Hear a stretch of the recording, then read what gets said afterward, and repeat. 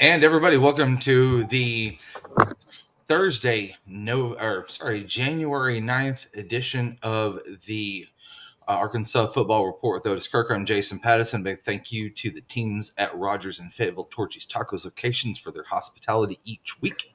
You can always click on the like and subscribe button to follow the Hogville YouTube channel. You can watch past shows from Otis, Dudley, Kevin, and Marshall.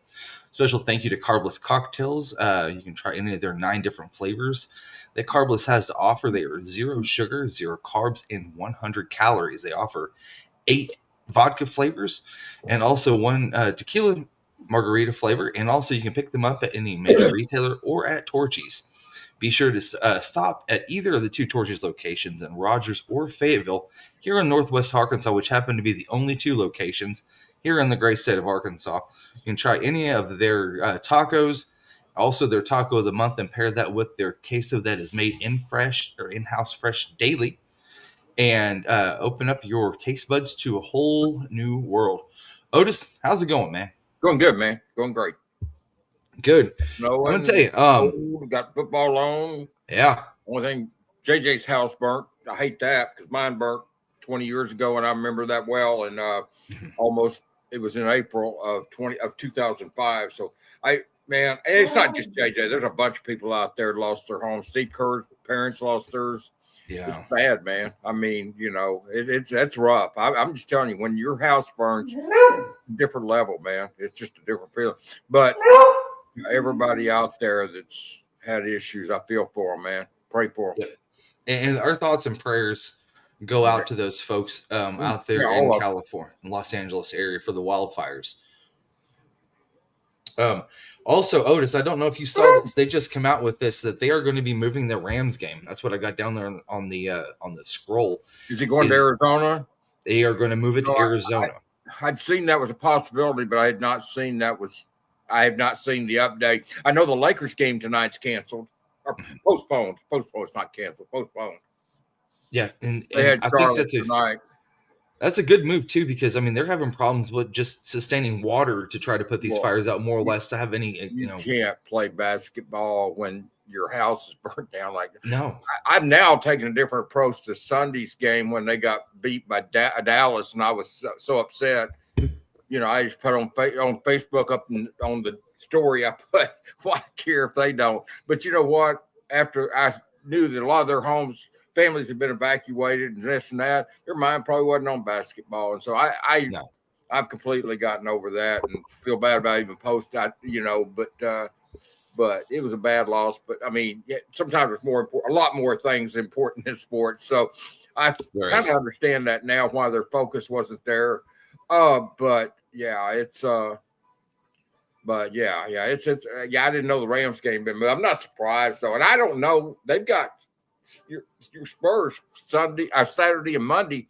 I don't know if they'll play that. I really don't. I mean, that's 2 days away, but I don't know. They're supposed to play 2 games against Spurs, one Saturday and one Monday, and I don't know if they'll get those in. So we'll see, because the Rams game was next Monday, and it's been moved. So who knows if the Lakers will be playing? So, they may be stacking up a lot of games here when they could be doing these home games, but it happens, man. It's crazy. And I don't know why California has those fires every year. I mean, every year they have those, and I don't know what causes those. And I know people make political crap about it, but there's more to it than political. I mean, there's a reason those fires, and it's a sad situation. Like I said, my house burned. I sit and watched it at 1:30 a.m. on Monday morning, Sunday night, Monday morning, whatever you want to call it, 1:30 a.m. And it sucked, man. I mean, I'm not gonna lie to you, it sucked. It sucked bad.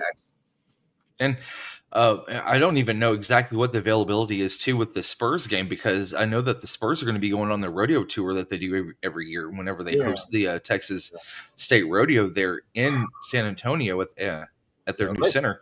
Yeah. So I don't know what's going to happen. Yeah, they won't move the Spurs games to San Antonio because they've already played there twice. So they got 2 games in LA. They'll postpone until later. But they may. I don't know. They may play them. That's Saturday, Monday. But it's just really wrecking sports right now. In the past, when they've had these fires, it hasn't halted stuff like it has this time. A little bit closer to LA, but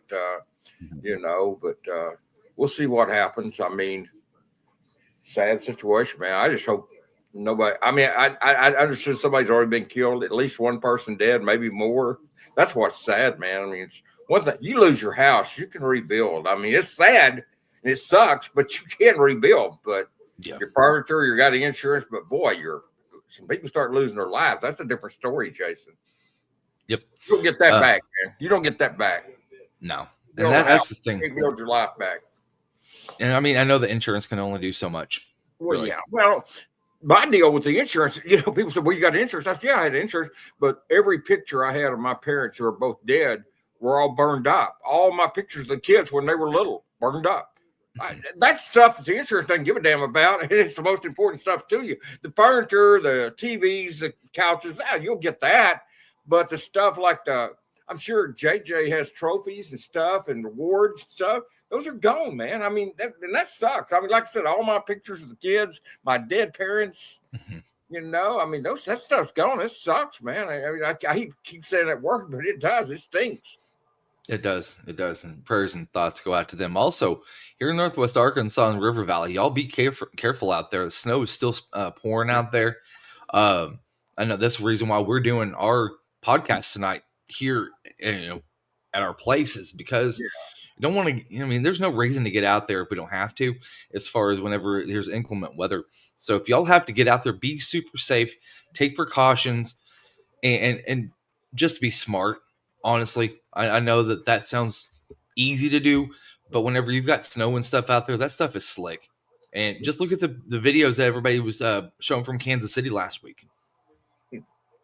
Yeah, I talked to Danny, and he thought they were Danny West. He thought they were around 20 inches up there last week or this week. So, yeah, it's bad weather, man. But yeah, I mean, I went to the store today and forgot dog food, so I've got to go back tomorrow. The vacuum cleaner over here is out of dog food, and so I've got to go back tomorrow. That's not an option. In fact, I made a sandwich while ago. Me and him shared 2 sandwiches, so he'd be, but yeah, he's a vacuum cleaner. But yeah, I got to go back to the store tomorrow because I forgot dog food today. I got Gatorade, got Red Bull, got everything except got food.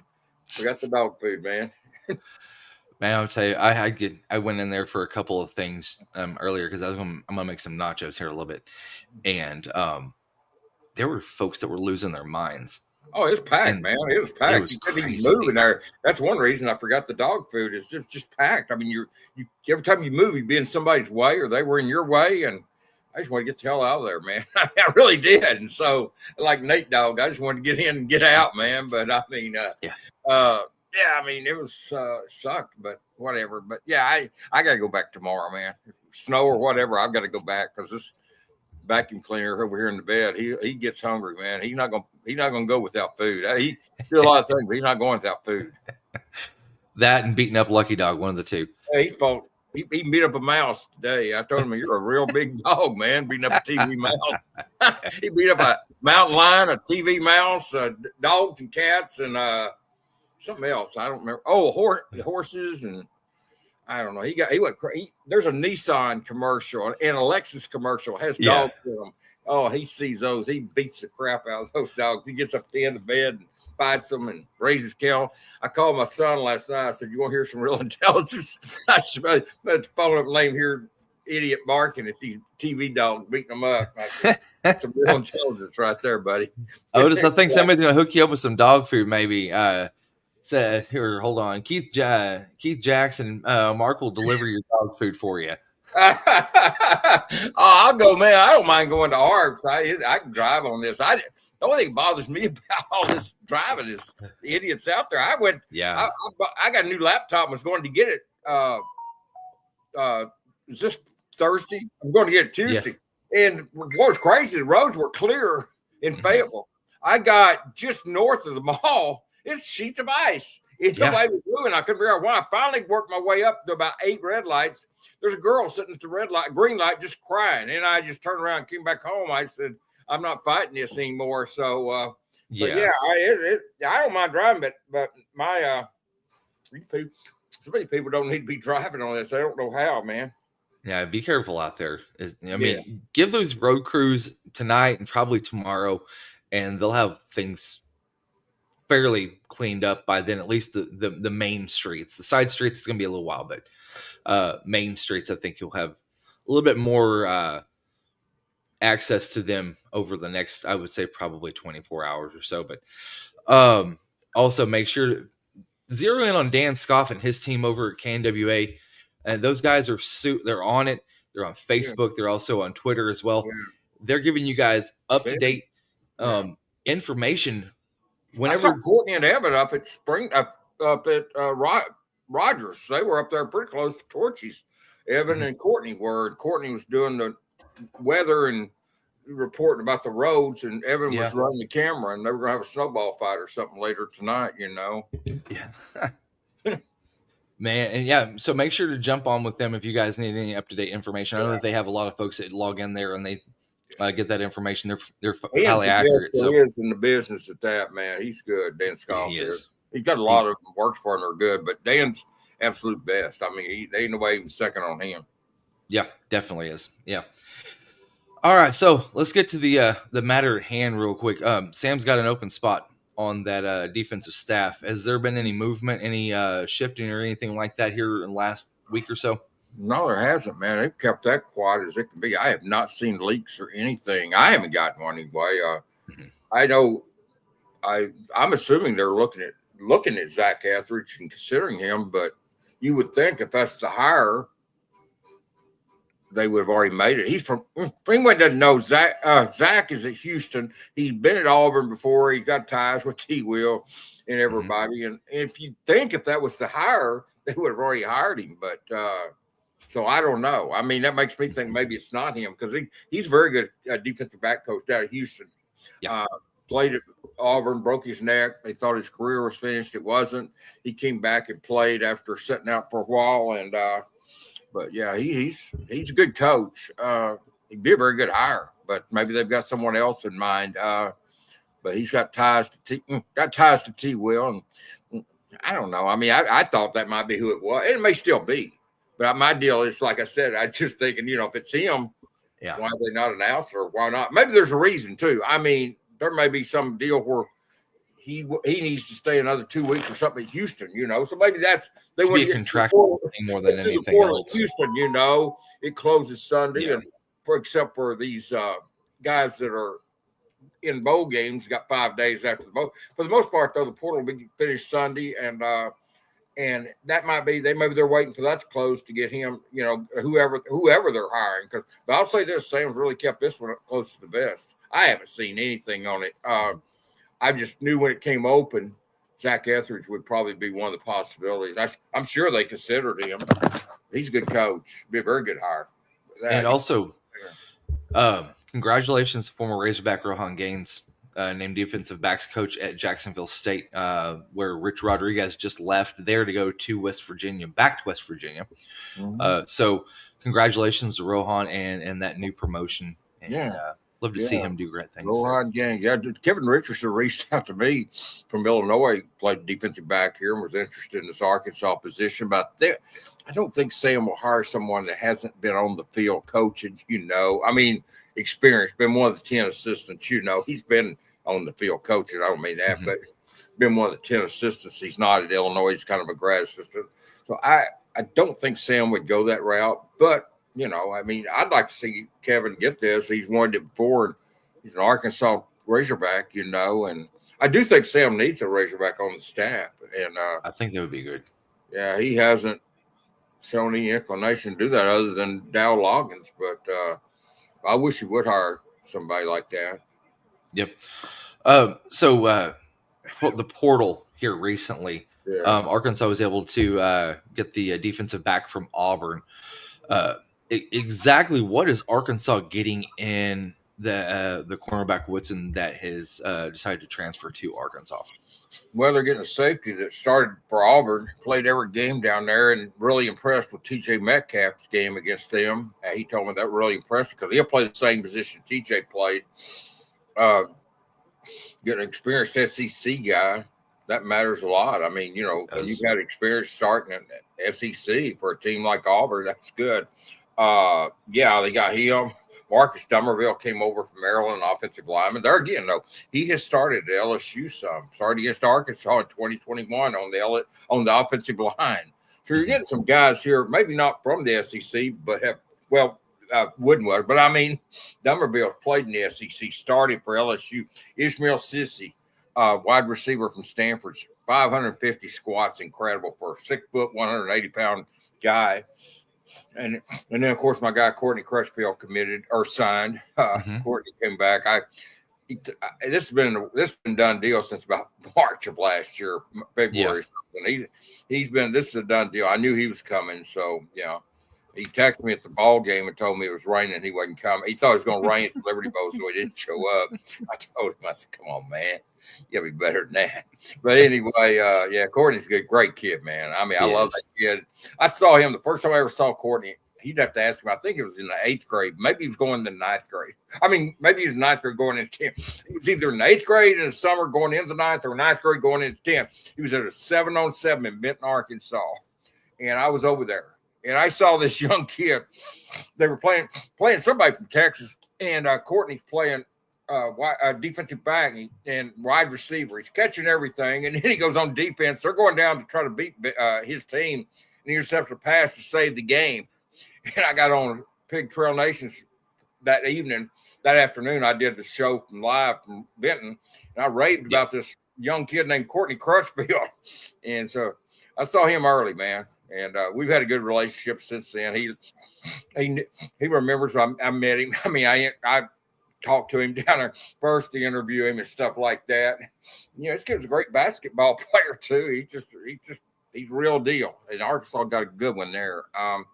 Got a good one. We talked about Omega Blake, but getting Courtney and Omega and Ishmael Sissy really made a difference in that receiver group. I like Sharp and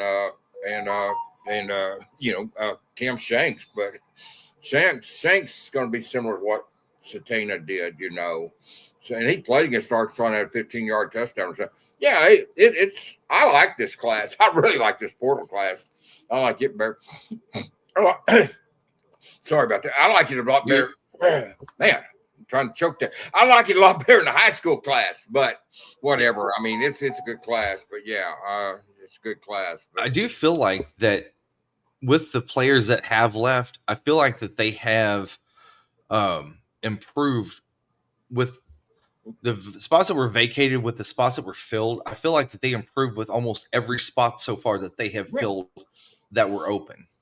Well, it definitely improved the offensive line. Boy, you get Corey Robinson and Jaquan McCroy and Marcus Dummerville, and you get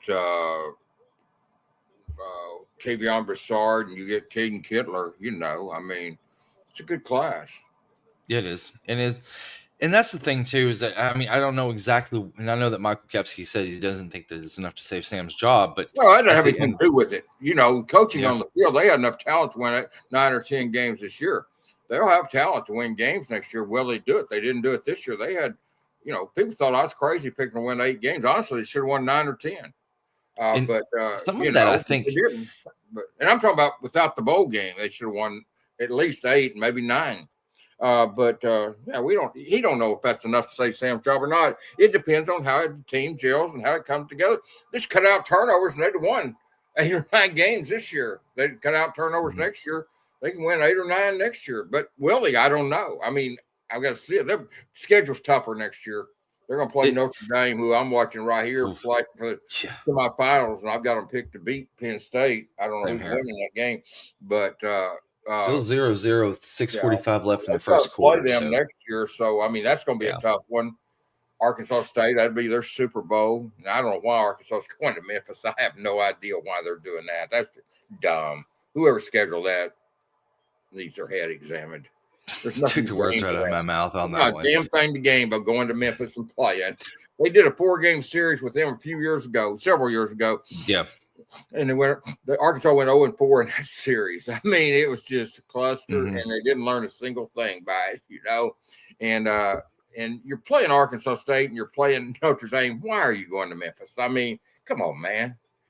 You know, I know that they're trying to beat the schedule up, but I mean, I made that schedule and I'm choking him out for a while. Put a sleeper hold on him, man. That's like that the 2020 COVID season where you open up with Georgia right out of the gate, and it's like, are you serious? Yeah, yeah. I mean, Arkansas self-inflicted this though schedule at Memphis. Yeah. I don't know why you play them. I mean, Ole Miss did and got beat sometimes, and Mississippi State didn't got beat. I mean, there's nothing to gain by it. They're a team that if you beat them, you're supposed to. If you don't, you catch hell. And I mean, they're good. That's a good program, solid program. Yeah. You've got to play to beat them. And I mean, you're playing Ryan this. Silverfield's done a hell of a job over there ever since Mike Norvell left. I mean, I think he's either got 2 or 3 10-win seasons. Schedule. You're playing Notre Dame. You're playing Arkansas State. Why not have 2 passes? You got Alabama A&M, but why not have another cupcake on there, man? I mean, come on. Yeah. I mean, those cupcakes are soon to go away too, because whenever here the next couple of years, I know the SEC will not go to 9 games, but there's going to be a huge emphasis on those 4 non-con games of scheduling good opponents, which I know that there's also the counter argument of why would we ever schedule another good opponent again when we're going to have, 3 more games possibly to get to a national championship if we've got 1 team left. Yeah, like Texas, all the SEC's doing is making it where the Big Ten's going to get more teams in the tournament. They got 2 in there this year, or I guess our SEC got 3. I guess didn't they? Yeah, they got 3. But 3, but they, the Big Ten got 4. I mean, all the SEC's doing cutting their own throat by making all these trying to go to 9 games or playing these tougher teams. Your record's not going to be good, and you're not going to get in the playoffs. So that's the bottom line. It's not to play tough teams; it's to get to the national championship game. And I promise you, the Big Ten's not going to do that. The ACC's not going to do it. And you saw what happened when the ACC and Big 12.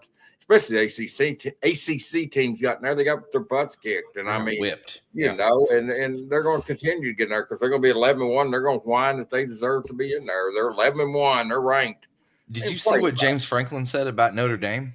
Yeah, it was so funny. I thought, man, this is the perfect time to rail on them for not being in a conference. Yeah, I really feel. I mean, at this point, I don't see how you cannot or how you can be an independent because everything's real as aligning with conference affiliation. And that right there says, okay, well then why not be not affiliated with a conference? Because there is no, you can go out and schedule 12 games and run the table like Notre Dame has. No, don't get me wrong. They have good team. They play good teams, but you could sit there and have a half-ass schedule and then run the table and then make the playoffs if you are not affiliated. Because they've got a lot of people pulling for them to start with, and all they've got to do is win 10 or 11 games. They're getting in, and it don't matter who they play. Yeah. I'm just telling you. And believe me, they know that. They don't care. It doesn't matter who they play. If they win 10 or 11 games, they're in it. And, they deserve to this year. But there's going to be some years they don't deserve to be in there, and they're going to get in, Jason. Yeah, there's been a couple. There's going to be some years they don't deserve it, and they will get in because of their record. Because they're going to play that game. They're going to assure themselves a 9 or 10 wins, and then win 1 or 2 of those games you're not supposed to, and get maybe 10 or 11 wins, and you're in the tournament. Yeah, and then there's no conference championship that they have to go through and take a chance of possibly losing, kind of like what happened with SMU, because at the end of the day, they were kind of sitting there hanging in the balance, waiting to see if their name was going to get called. It was either going to be them or Alabama. And with the way that, Notre Dame has that set up, they don't have to worry about that mess. Yeah. SMU, I'm not sure Alabama deserved it, but SMU didn't either. I mean, I don't know, man. I'm just and when you go to 12 or you go to 16 teams or whatever, you're going to have teams get in that don't deserve it. You're not going to have 12 really good teams or 16 really good teams. You're not. Do you think that Alabama wants to play Michigan again? I like the deal with 12. I like 16. But I mean, but just to think, people say, well, they didn't deserve to get in. Well, there are going to be teams get in that don't deserve to get in. When you go to 12 or 16 teams, there's not going to be 12 teams that get in. That's going to be a 1 touchdown one way or the other. It's just, that's not realistic, people. It's just not. And so, just, maybe the Big 12 still pick up. And it's almost like the NCAA basketball tournament, because they're even talking about expanding that now again, because you went from 64 to 68. Now they're looking to 72 or 76. Yeah. You can make the same argument for college football too. Are you going to go to 24? Do you go to 32? I mean, does everybody get a trophy at this point? I don't think so. I think that they should probably cap it at 16, call it good. Yeah, it would All of be. your power fours, That cut AQs. out all the That's it. buys. The 16 would. That would cut out the buys. Yeah. You have 8 first round games and nobody gets a buy. That would be where I would cut it off. But there's going to be now when you go to 16 teams, you would have one playing 16. That's going to be a one-sided game in most occasions. Maybe not always, but most occasions that's going to be a one-sided game. But that's what you put up with. Michael Kevsky says, "What's up, guys? Who does the scheduling for SEC major sports? Is it athletic directors or is it the Auburn boosters?" I love that one. That was a good one. Probably Alabama boosters, or Texas, but Kentucky Texas, boosters for basketball. Probably Alabama here. No, the AD has something to do. I think he's the one that scheduled. I think Yurchek's the one that scheduled the Memphis game. And why? If he did that, and I'm pretty sure he did, I don't know what he was thinking. I really don't know the reasoning there because there's no point. You're playing Notre Dame. You're giving Arkansas State their game, and I know Yurchek did that. You're giving them their game. There's no point in going to Memphis. I mean, look, I'm not trying. I mean, people, well, you're trying to. I know I'm not. You're still playing. You're playing Notre Dame. You're playing 8 SEC games, and you're playing Arkansas State. That's not ducking competition, folks. It's not. No, because you look at it, you got Memphis, Ole Miss, it's Arkansas State, Memphis, Arkansas State, Ole Miss, Memphis, and then Notre Dame after that 4-game arc that we had talked about last week. Anybody with that? I'm not ducking anybody. I'm just saying realistic. Yeah. There's no point playing. I wouldn't play Memphis, period. No. Michael Kepsky's also asking, is there a rumor, is the rumor that Yurchek wants out? I mean, I haven't heard that myself. Yurchek wants out? Yeah. I mean, I think he had an option to there at South Carolina, I think. And if he wasn't jumping at that, I would think that he probably doesn't want out at this point. Because I don't think that's the case at all. But I don't know. I haven't heard that. I think that there might be some shifting going on here in the next couple of years that might allow, if he wants to have a job that's within the SEC that doesn't directly relate to football, I think that that's going to happen here in the next couple of years when all of this conference realignment stuff starts to kind of shake out and kind of settle a little bit as you have these 4 power schools as they try to shift away a little bit from the SEC or the NCAA. I think that there might be some spots opening up in that area because I think that there's going to be more. They're going to need some liaisons between the SEC and the U.S. government. That's what it comes down to because now you're looking at all sorts of mess. And I mean, I know that the NFL has that same thing when that goes on. When the government gets involved, you can bet damn well there's messes. Oh, yeah, that's the truth. When the government gets involved, you can bet damn well there'll be some messes. And I know that Sankey's had a lot of talks with the U.S. government on exactly how it's going to look with the revenue sharing, player representation on college campuses. That idiot Tommy Tuberville. I mean, come on, man. Ooh, Lord. Nothing stinks like a wet hog. All right. So Michael Kepsky also, when's the last time you guys went to a hoops game? Why does it look so dead? Very troubling. I mean, I thought they would rally behind Calipari, yeah, but they haven't. I think NIL has turned some people off. I mean, and we have that in every sport. I get that, but somehow, maybe not. I don't know. I mean, if I knew, I'd write a story probably why the crowds weren't like they were. But yeah, I did know. I listened to Mike Irwin last night say something that made sense. Usually the crowd would rally the team when they felt like the team needed a boost. The crowd would rally. Mm-hmm. Seems like now the crowd waits for the basketball team to do something to get them excited. Then they get into it. They don't try to rally the team. They wait for the team to do something to get them into it. I thought that was a legit point by Mike Irwin. Yeah. I don't know. I mean, do you think it has to do with transplants in the area too, that they're the ones more going to the game? Because some of the folks that have been here for a long time have made a business decision and saying, I'm either going to buy tickets or I'm going to go and give to the NIL fund. And you can't, there's some people that just can't do both. Well, I mean, the thing of it is though, Here, the argument to that, though, Jason, the tickets are all sold. Yeah. The tickets are all sold. So I don't know why people are not using them or giving them away to somebody or whatever, but the tickets are sold. If they weren't selling the tickets, you could say it's financial, it's, the economy or whatever, but the tickets are all sold. It just seems like people haven't. I don't know. I really thought they'd rally around Calipari, but they haven't. But a lot of third-party right sites now, have been buying these not up looking too. real good. 0-2, and look, I'm going to tell you, I'm not trying to be negative, but there's going to be a lot better teams than Ole Miss come into Bud Walton Arena this year.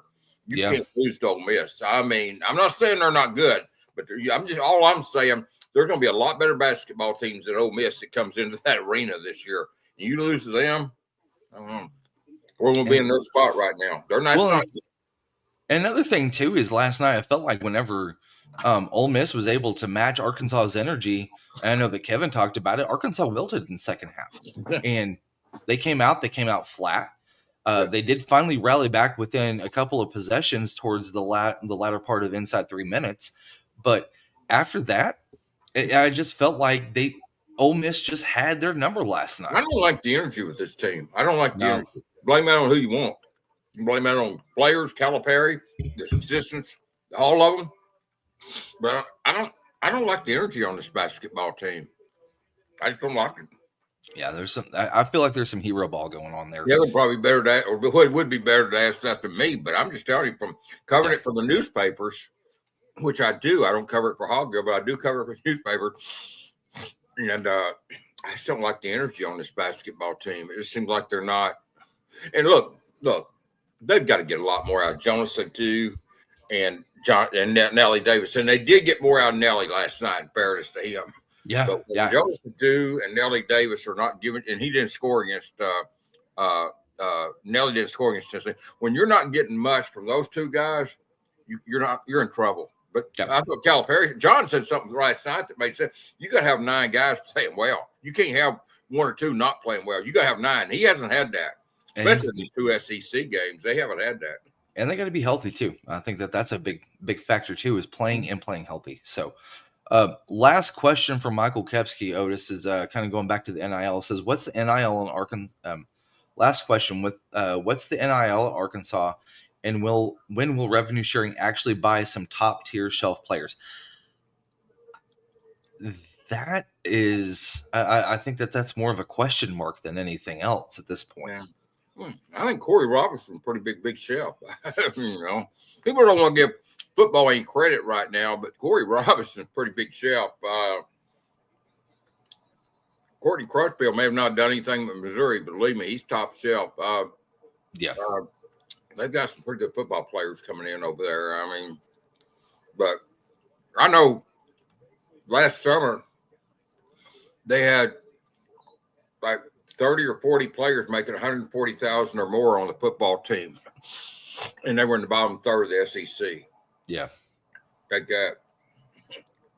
had 30 or 40 players. It was either 30 making 140 or 40 making 140. I don't remember. I was told, and I don't remember which one it was. But whatever. But it turned, and that was the bottom third of it. Still the bottom third of the SEC. Making 140,000 or more. Now, some of them making more than 140,000, but 30 or 40 players making a minimum of 140,000 or more, and still the bottom third of the SEC. And quite honestly, too, with the revenue sharing part, I think that they're still trying to hammer out exactly what the percentage is per sport. Because whenever we were driving over to the bowl, Jerry and I were in the back talking. And Arkansas's got 597 student athletes on campus. And if they were just evenly split that $20 million that they were going to get for revenue sharing, that's right around $33,000 a player. Now, like you had said, 70% of the revenue comes from football. So are they getting 70% of that $20 million? And then are they dispersing it with how much each sport is bringing in? I don't know what that looks like yet, because I don't think there's been a lot of direction. I'm not saying that 70% is football, 75%, 25% men's basketball, and the other 5 or so percent is baseball. And I'm not saying only give it to those 3 sports, but I do think that they've got to, somewhere you've got to weight the tilt it in those sports' favor, especially football.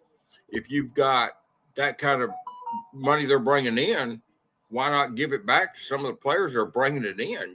So I don't know. I don't know that should tennis get as much as football. No, I don't think so. But I mean, maybe they think. I know they think they probably should, but I don't. But that's not for me to decide.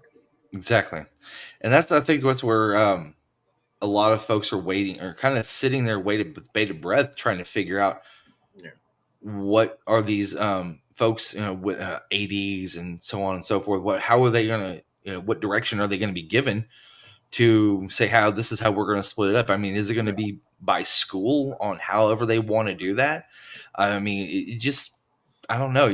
I think if all of the conferences really want to have a lockstep moment with each other, they're going to have to come out and say, this is what we're doing with revenue sharing across the board with all of the schools, and not let each school make their own rules, because the NCAA, they've made a mockery of the NCAA since this has happened.